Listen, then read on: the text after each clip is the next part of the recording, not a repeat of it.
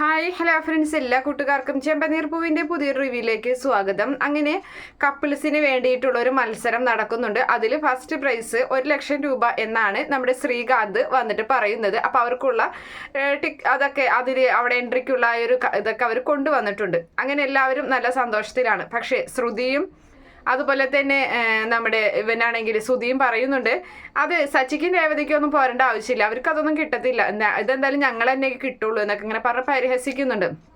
എന്തായാലും അന്ന് രാത്രി നമ്മുടെ ഇവൾക്കാണെങ്കിൽ സച്ചിക്കും രേവതിക്കും ഭയങ്കര ടെൻഷൻ ആവുന്നുണ്ട്. അവിടെ ചെല്ലുമ്പോൾ എന്താണ് ഉണ്ടാവുക, എന്തൊക്കെയാണ് ചോദിക്കുക, എന്തായിരിക്കും അവിടെ നടക്കാൻ പോകുന്നത്, ഇതിനെപ്പറ്റിയൊന്നും യാതൊരു ധാരണയും ഇല്ല.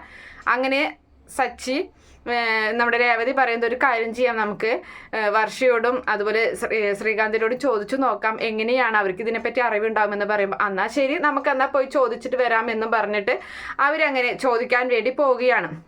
അങ്ങനെ അവരോട് ചെന്ന് ചോദിക്കുന്ന സമയത്ത് അവരാണെങ്കിൽ പരസ്പരം ഇങ്ങനെ ഗുസ്തി പിടിക്കുന്ന ഒരു കാഴ്ചയാണ് കാണുന്നത്. അപ്പോൾ ഓടിച്ചെന്ന് നമ്മുടെ സച്ചി ശ്രീകാന്തിനെ വഴക്ക് പറയുന്നുണ്ട്, എന്താണ് കാണിക്കുന്നത്, പെണ്ണിനെ തല്ലേ, നിന്നെ ഞാൻ ഇങ്ങനെയൊന്നല്ലല്ലേ കരുതിയിട്ടുള്ളൂ എന്നൊക്കെ ചോദിച്ചിട്ട്. അപ്പോൾ പറയും, ഞങ്ങൾ അതൊന്നല്ല, ഞങ്ങൾ അവിടേക്ക് മത്സരത്തിന് വേണ്ടിയിട്ടുള്ള ഏറ്റവും കൂടുതൽ ശക്തി ആർക്കാണെന്ന് ഞങ്ങൾ വെറുതെ നോക്കിയതാണ് എന്നൊക്കെ ഇങ്ങനെ നമ്മുടെ ശ്രീകാന്ത് പറയുന്നുണ്ട്. അപ്പോൾ ചോദിക്കുകയാണ്, അല്ലടാ അവിടെ എന്തായിരിക്കും ചോദിക്കാൻ പോകുന്നത്, അവിടെ ചെന്ന് കഴിഞ്ഞാൽ ഞങ്ങൾ പെട്ടുപോകുമോ, എന്തിട്ടൊക്കെ കുറിച്ച് എന്തായിരിക്കും അവിടെ മത്സരം എന്നൊക്കെ ഇങ്ങനെ ചോദിക്കുന്നുണ്ട്. അപ്പോൾ ആ സമയത്ത് അതെന്താന്ന് വെച്ചിട്ടുണ്ടെങ്കിൽ ഭാര്യയെ മുഴുവനായിട്ടും എല്ലാ കാര്യങ്ങളും ഭർത്താവ് അറിഞ്ഞിരിക്കണം, ഭർത്താവിനെ കുറിച്ചിട്ടുള്ള എല്ലാതും ഭാര്യയും അറിഞ്ഞിരിക്കണം, അത്രയേ ഉള്ളൂ എന്ന് പറയാണ്. ആണോ, അപ്പം എന്തുട്ടൊക്കെയാണ് അറിയേണ്ടത്, ഇവളെ പറ്റി അല്ലാതെ എനിക്കറിയാലോ എന്നിങ്ങനെ നമ്മുടെ സച്ചി പറയുകയാണ് രേവതിയെ പറ്റിയിട്ട്. അപ്പോൾ വർഷ ചോദിക്കുന്നുണ്ട്, എന്നാൽ ഞാൻ കുറച്ച് ചോദ്യങ്ങൾ ചോദിക്കാമെന്ന് പറയാണ്. അപ്പോൾ ചോദിക്കുക എന്ന് പറയുന്നുണ്ട്. അതെ, ഇവര് പഠിച്ച സ്കൂൾ ഏതാണ് എന്ന് ചോദിക്കുന്നുണ്ട്. അപ്പം പെട്ടുപോവുകയാണ്. അതുപോലെ തന്നെ രേവതി ചേച്ചിയെ പ്രസവിച്ച ഹോസ്പിറ്റൽ ഏതാണ്, അങ്ങനെ അവനറിയാത്ത കുറേ ചോദ്യങ്ങളാണ് ചോദിക്കുന്നത്. അതുപോലെ തന്നെ ഏറ്റവും ഇഷ്ടപ്പെട്ട ഗാനം ഏതാണ്, അവർക്ക് ഇഷ്ടപ്പെട്ട ഗാനം ഏതാണ്, അങ്ങനെയൊക്കെ ചോദിക്കുമ്പോൾ സച്ചി പറയുന്നുണ്ട്, അയ്യോ അതിനെപ്പറ്റിയൊന്നും എനിക്കൊരു ധാരണയുമില്ല, ഇങ്ങനെയുള്ള ചോദ്യങ്ങളായിരിക്കും ചോദിക്കാൻ പോകുന്നത്. അതുകൊണ്ട് ഇന്നൊരു രാത്രി ഉണ്ടല്ലോ, നിങ്ങൾ രണ്ടുപേരും പരസ്പരം മനസ്സിലാക്കി സംസാരിച്ചു കഴിഞ്ഞാൽ മത്സരത്തിൽ നിങ്ങൾക്ക് പങ്കെടുക്കാം, എന്തായാലും ഞങ്ങൾ തന്നെയായിരിക്കും ജയിക്കാൻ പോകുന്നത് ശ്രീകാന്തും അതുപോലെ തന്നെ വർഷ ഇങ്ങനെ പറയുകയാണ് കേട്ടോ. അങ്ങനെ അന്ന് അവരങ്ങനെ റൂമിലോട്ട് പോവുകയും ചെയ്യുന്നുണ്ട്. അതിനുശേഷം അവർ പരസ്പരം അങ്ങനെ സംസാരിക്കുകയാണ്. അവർക്കറിയാവുന്ന കാര്യങ്ങൾ അവരിങ്ങനെ പരസ്പരം സംസാരിച്ചുകൊണ്ടിരിക്കുന്നുണ്ട്. പിന്നെ പിറ്റേ ദിവസം ആ ഒരു മത്സരത്തിൽ ആ ഒരു ഇതിലാണ് കാണിക്കുന്നത്. അങ്ങനെ എല്ലാവരും അവരവരെ ഇപ്പം ഇവർ 3 പേരുടെ വേറെ 3 കണ്ടസ്റ്റൻറ്റും ഉണ്ട്. അപ്പോൾ അവരാണെങ്കിൽ ഓരോരുത്തരെ പറ്റി അവരവരെ പരിചയപ്പെടുത്താൻ പറയുന്നുണ്ട്, സെൽഫ് ഇൻട്രൊഡക്ഷൻ പോലെ പറയുകയാണ്. അപ്പോൾ അവിടെ വന്നിട്ടുള്ള എല്ലാവരും വലിയ വലിയ ജോലിക്കാരൊക്കെയാണ്. പക്ഷേ നമ്മുടെ സച്ചിയുടെയും രേവതിയുടെയും ജോലി മാത്രമാണല്ലോ ഒത്തിരി താന്നു നിൽക്കുന്നത്. അപ്പോൾ അതുകൊണ്ട് തന്നെ ശ്രുതി ഇങ്ങനെ കളിയാക്കുന്നുണ്ട്, ശ്രുതിയോട് ഇങ്ങനെ പറയുകയാണ്, എല്ലാവരും നല്ല ജോലിക്കാരാണ്, ഇവർ ഈ ജോലി പറയുമ്പോൾ ആൾക്കാരൊക്കെ കളിയാക്കി ചിരിക്കും എന്നിങ്ങനെ പറയുകയാണ്.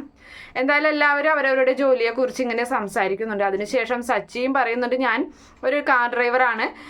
അങ്ങനെ രേവതിയും പറയാണ്, ഞാൻ പൂ വിൽക്കുന്നതാണ്, വണ്ടിയുടെ പിന്നിൽ ഇങ്ങനെ ബോക്സ് കെട്ടിയിട്ട് പൂ ആവശ്യമുള്ളവർക്ക് ഞാൻ പൂ കെട്ടി കൊണ്ടു കൊടുക്കും, അങ്ങനെയുള്ള ജോലിയാണ് എനിക്കെന്ന് പറയുമ്പോൾ ആരും കൈയടിക്കുന്നില്ല കേട്ടോ. അതുവരെയും എല്ലാവരുടെയും കൈയടിച്ചിരുന്നത് ഇവർ രണ്ടുപേരും സംസാരിക്കുമ്പോൾ കൈയടിക്കുന്നില്ല. അപ്പോൾ അത് ഭയങ്കരമായിട്ട് വിഷമമാണ് സച്ചിക്കും രേവതിക്കും. അങ്ങനെ പെട്ടെന്ന് ആ ഒരു അവതാരിക അവിടെ പ്രസൻറ്റ് ചെയ്യാനൊരു സ്ത്രീ ഉണ്ടായിരിക്കും, അത് ഇങ്ങനെ ഫസ്റ്റ് കൈയടിച്ചു തുടങ്ങുമ്പോൾ എല്ലാവരും കൈയടിക്കുകയാണ്.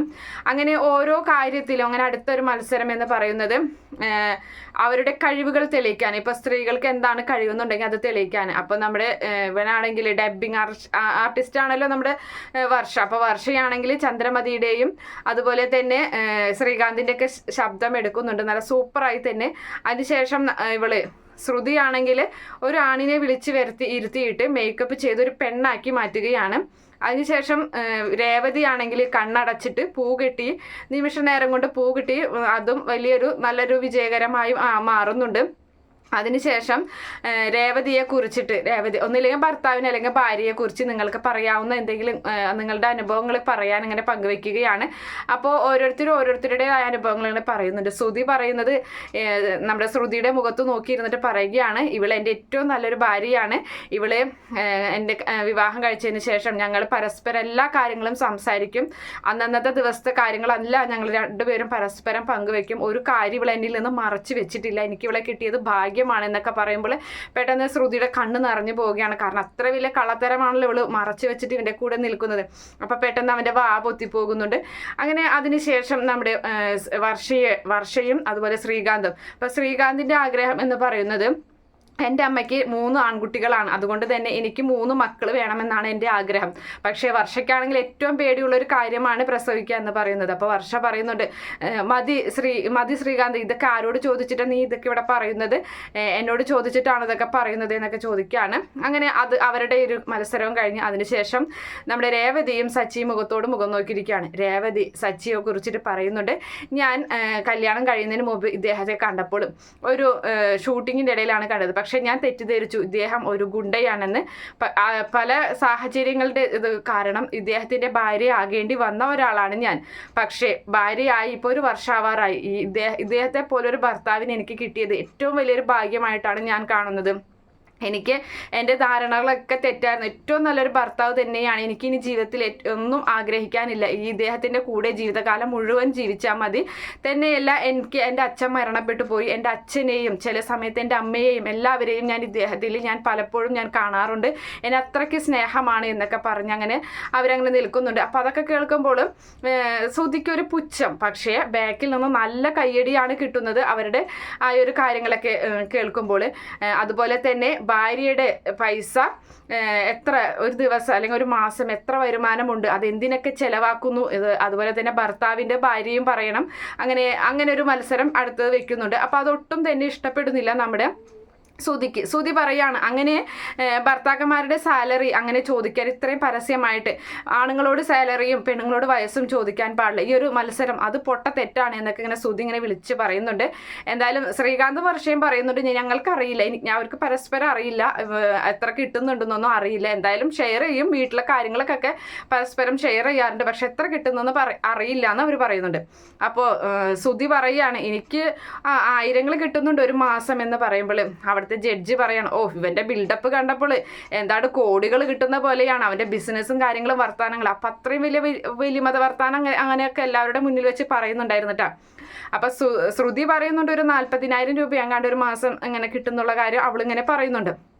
അതിനുശേഷം നമ്മുടെ സച്ചിയോടും രേവതിയോടും ചോദിക്കുന്നുണ്ട്, സച്ചിക്ക് എത്ര രൂപ കിട്ടുന്നുണ്ടെന്നും അതെന്തിനൊക്കെ വേണ്ടി ചെലവാക്കുന്നു എന്നും ബാക്കി എത്ര വരുന്നു എന്നും കൃത്യമായി നമ്മുടെ രേവതി വിളിച്ച് പറയുകയാണ്. അതുപോലെ തന്നെ രേവതിക്ക് ഒരു ദിവസം പൂ കെട്ടുകയുമ്പോൾ ഇത്ര രൂപ കിട്ടുമെന്നും അത് ഒരു മാസം ഇത്ര കിട്ടുമെന്നും അതിൽ നിന്ന് എന്തെല്ലാം കാര്യങ്ങൾ ചെലവാക്കുന്നു എന്നും ബാക്കി എത്രയുണ്ടെന്നും അത് ഞങ്ങളൊരു റൂം കെട്ടാൻ വേണ്ടിയിട്ട് അത് ശേഖരിക്കുകയാണെന്നും അങ്ങനെയുള്ള കാര്യങ്ങൾ ഫുള്ളായിട്ട് അവരിങ്ങനെ പറയുമ്പോൾ ജഡ്ജസിനൊക്കെ ഒരുപാട് ഇഷ്ടപ്പെടുന്നുണ്ട്. അവരുടെ രേവതിയുടെയും സച്ചിയുടെ അവർ പരസ്പരം കറക്റ്റ് മനസ്സിലാക്കിയിട്ട് തന്നെയാണ് പറയുന്നതെന്ന് അവർക്ക് പ്രത്യേകമായിട്ട് അവർക്ക് ഇഷ്ടപ്പെടുന്നൊക്കെയുണ്ട്. എന്തായാലും അവരവിടെ മാർക്കൊക്കെ എഴുതി വെക്കുന്നുണ്ട്. അങ്ങനെയൊക്കെ ഒരു ഭാഗമാണ് എന്തായാലും നാളെ കാണിക്കാൻ പോകുന്നത്. കാത്തിരുന്ന് കാണാം. എന്തായാലും വിന്നർ നമ്മുടെ സച്ചിൻ രേവതിയും തന്നെ ആയിരിക്കും. അത് 1,00,000 അവർക്ക് കിട്ടുകയും ചെയ്യും. കാത്തിരുന്ന് കാണാം. ഈ റിവ്യൂ ഇഷ്ടപ്പെടുകയാണെങ്കിൽ ഈ ചാനൽ ഒന്ന് സബ്സ്ക്രൈബ് ചെയ്ത് സപ്പോർട്ട് ചെയ്യുക. Okay friends, bye, thank U.